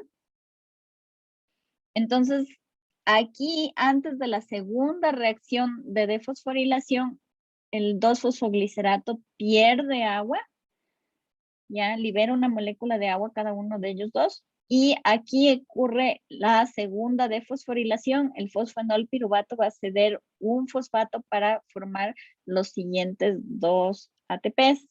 Y entonces tú aquí en las reacciones de las 6, de las 7 a la 10, has generado en total 4 ATPs, ¿ya? Entonces, como aquí generas 4 ATPs, pero al inicio gastaste 2, el balance neto de formación de ATP es de 2 ATPs, ¿ya? Ahí está más claro. Robert, ahí está más claro. No, Sí, sí, profe. Sí, ya, sí, ahí ya está. Un poquito más claro. ya. Entonces, todo eso larguísimo es lo que está resumido aquí, ¿ya? Entonces, la glucosa primero sufre este proceso de activación. Aquí es donde se gastan 2 ATPs, ¿ya? Y luego, ¿no es cierto?, vienen todas estas reacciones consecutivas, ¿no es cierto?, que sirven para generar 2 NADH y luego, ¿no es cierto?, para obtener también estos 4 ATPs. Entonces, el balance neto de todo esto es que una molécula de glucosa más 2 ADPs más 2 fosfatos inorgánicos más 2 NAD más nos va a dar 2 moléculas de piruvato, 2 ATPs, 2 NADH, 2 protones de hidrógeno. Aquí es importante que ustedes vayan cachando cuando se pierden hidrógenos al ambiente y 2 moléculas de agua. ¿Ya? Este es el balance de la respiración celular. Esto es lo que usan, esto es lo que ganan. ¿Ya? Entonces, empezamos con una molécula de glucosa y terminamos con 2 moléculas de piruvato. ¿Ya? Y entonces, el día martes, vemos qué es lo que pasa con el piruvato. ¿Qué destinos puede tener el piruvato? ¿Alguien tiene una pregunta, alguna duda?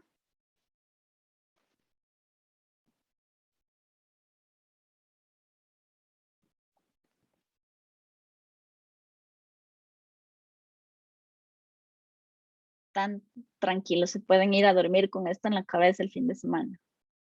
Ya, listo. Nos vemos el martes y de todas maneras estén pendientes del chat para yo avisarles cuándo repondrían las personas del grupo 1 las horas de química que se van a perder, ¿ya? Dime, Daniela. Profe, la profe de química, Estefanía, me dijo que teníamos con ella la práctica de 11 a 1 el miércoles, porque con ella también tenemos práctica. ¿Y tú en qué grupo estás? En el grupo 1. Pero sí, yo hice los horarios con ella mismo y con Natalia. Ya. Entonces ustedes tienen, verás, porque yo tengo aquí el Excel, verás, un ratito. Paciencia.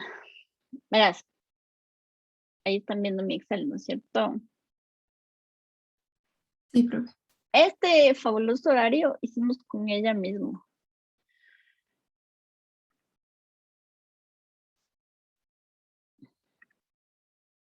Entonces, el 17 de noviembre, ustedes no tienen química.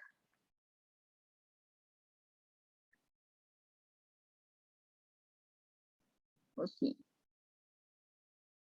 Ustedes tienen morfofunción de 7 a 9 y después tienen conmigo. Ah, de 9 a 11, sí, está bien. Entonces, ¿van a jalar los 3 laboratorios de una? No.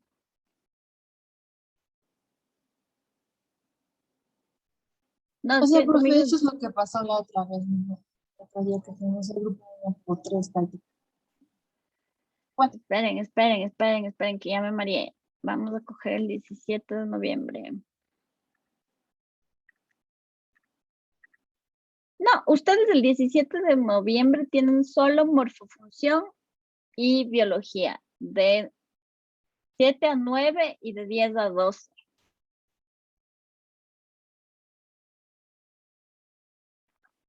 Esos son los días que ellas tienen y este archivo tenemos las 3.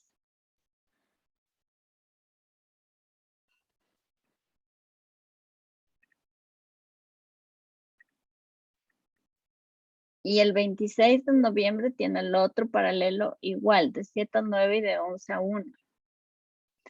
Morfo y biología. Los días que ustedes tienen las prácticas de química, esperen un rato. Ay, Diosito, esta señora.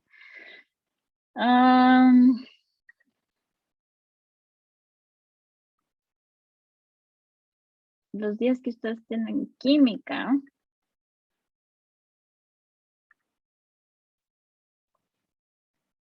ya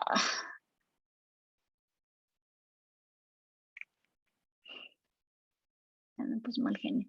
Ya déjame hablar con ella, ya veo que dice. Listo, profe, gracias. Es que no se puede. Listo. Pero sí hicimos las 3 de este horario, Dios mío santo. Ya. Ya les aviso. Ya, ¿alguien más alzó la mano?